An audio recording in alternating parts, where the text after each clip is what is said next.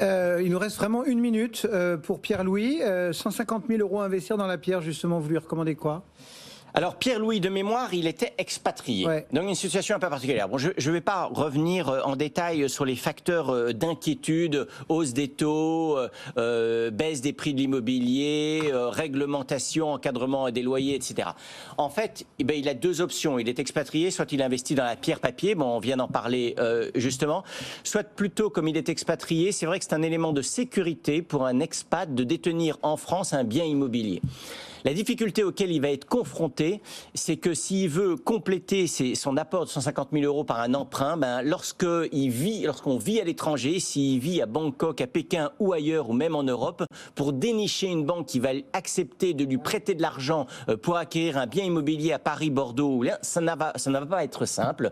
Donc c'est à regarder un petit peu de près, plutôt investir dans une résidence secondaire qui pourra l'occuper l'été s'il revient en France, gérer un bien locatif.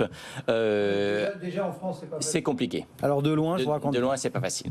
Merci beaucoup à tous les deux. On a été un peu pris par le temps. Il nous restait d'autres questions. On se fasse les garder sous le coude pour une prochaine visite. Christian Fontaine, donc Le Revenu. Stéphane Vanifel pour Net Investissement.